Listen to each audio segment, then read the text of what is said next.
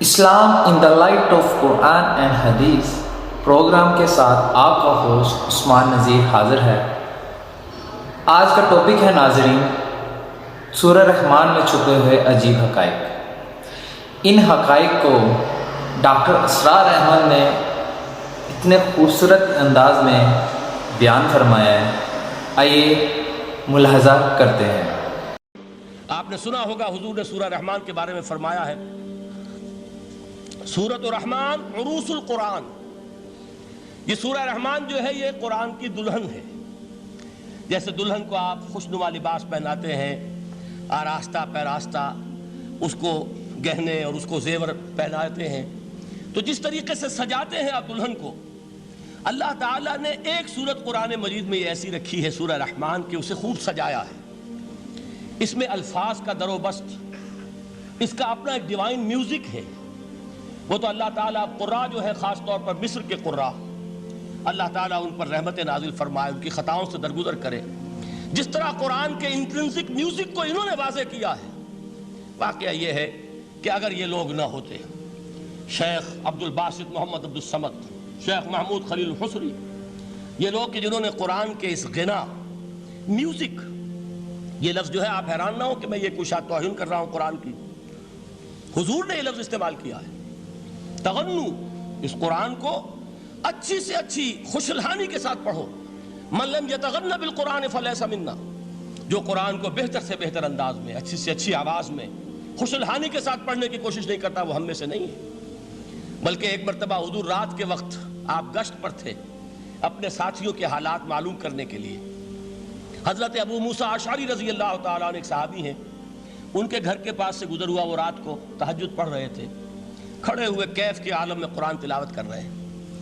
حضور کو بہت پسند آئی ان کی قرآت، کافی دیر تک وہاں کھڑے سنتے رہے۔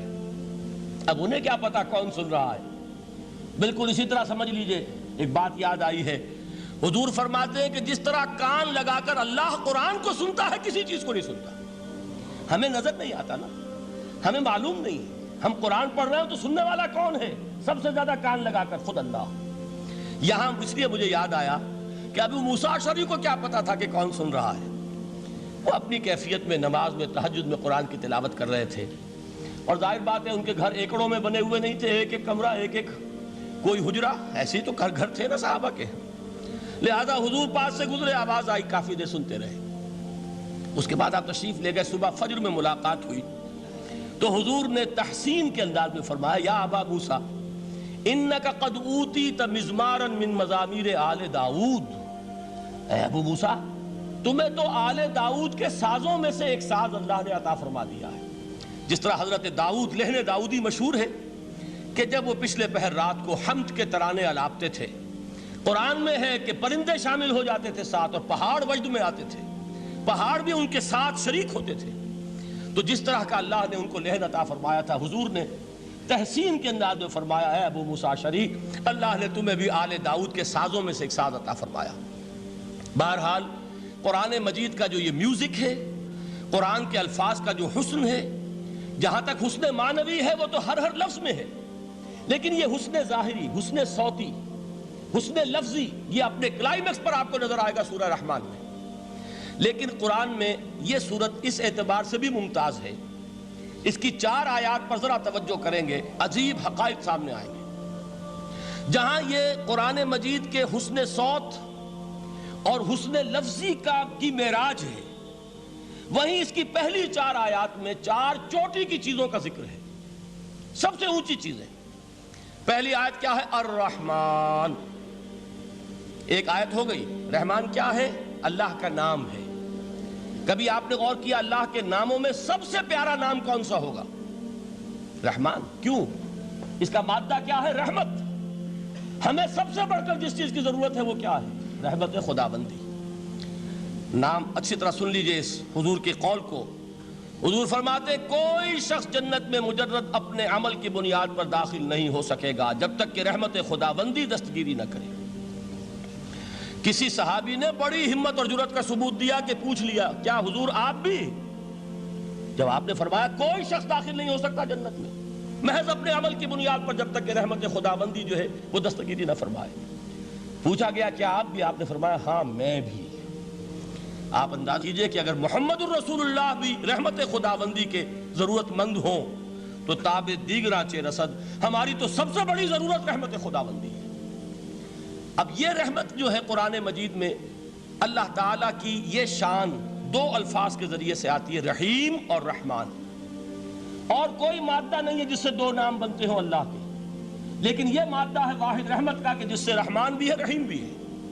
رحیم صفت مشبہ ہے، رحمت دائم ہو جائے گی، مستقل ہوگی تو رحیم کہیں گے۔ اور رحمان، اس میں رحمت کی ہے وہ شان ہے کہ جیسے ٹھاٹھے مارتا ہوا سمندر ہو، ہیجان کی کیفیت، طوفانی کیفیت، رحمت خداوندی کا طوفانی جوش، وہ ہے رحمان۔ آپ تو رہتے اس علاقے میں ہیں، آپ کو معلوم ہے عرب اگر بھوکا مرا جا رہا ہو تو کیا کہے گا؟ انا جوعان۔ پیاسا مرا جا رہا ہو انا عطشان۔ بہت غضبناک ہوگا غضبان، غضبان آصفہ قرآن میں آیا ہے، بہت غضبناک۔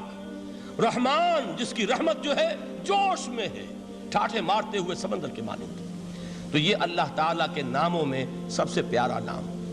اب آگے چلیے، الرحمن علم القرآن، رحمان نے قرآن سکھایا۔ رحمت خداوندی کا سب سے بڑا مظہر، رحمان کی رحمانیت کا سب سے بڑا مظہر قرآن ہے۔ ان میں جو منطقی ربط ہے اس کو سمجھتے جائیے۔ اچھا آپ یہ سوچئے، جو علم بھی انسان کو حاصل ہوا وہ کس نے دیا؟ اللہ نے۔ سائنس کا علم کس نے دیا؟ اللہ نے۔ علم آدم الاسماء کلہا، وہ علم الاسماء جو حضرت آدم کو دے دیا گیا تھا ازل میں، یہ اسی کا ظہور ہے، یہ اسی کی ایکسفولیشن ہے جو ہو رہی ہے اور ہوتی رہے گی ابھی۔ اور دوسرے علم ہے وہ کس نے دی؟ اللہ نے دی۔ لا یحیطون بشیء من علمہ الا بما شاء، مخلوق میں سے کوئی اللہ کے علم میں سے کسی شے کا احاطہ نہیں کر سکتا مگر وہ جتنا اللہ دینا چاہے۔ لیکن یہ کہ تمام علوم میں چوٹی کا علم قرآن۔ نوٹ کرتے جائیے، اب چوٹی کی چیزیں جمع کیجئے۔ اللہ کے ناموں میں چوٹی کا نام رحمان، اللہ نے جو کچھ انسان کو سکھایا اس میں چوٹی کا علم قرآن۔ خلق الانسان، انسان کو پیدا فرمایا۔ سوال یہ کہ حیوانات کو کس نے پیدا فرمایا؟ آسمان کس نے پیدا کیے؟ زمین کس نے پیدا کی؟ فرشتے کس نے پیدا کیے؟ کیا مطلب خلق الانسان؟ اس کی تمام مخلوقات میں اس کا کلائمیکس، اس کی تخلیق کی معراج، اس کے تخلیق کا نقطہ عروج انسان ہے۔ یہ ہے کہ جو مسجود ملائک بنا ہے۔ وَلَقَدْ كَرَّمْنَا بَنِي آدَمَ وَحَمَلْنَاهُمْ فِي الْبَرِّ وَالْبَحْرِ وَرَزَقْنَاهُمْ مِنَ الطَّيِّبَاتِ وَفَضَّلْنَاهُمْ عَلَى كَثِيرٍ مِّمَّنْ خَلَقْنَا تَفْضِيلًا۔ تو تخلیق میں سب سے اونچی تخلیق انسان کی، علموں میں سب سے اونچا علم قرآن کا، اللہ کے ناموں میں سب سے اونچا نام رحمان۔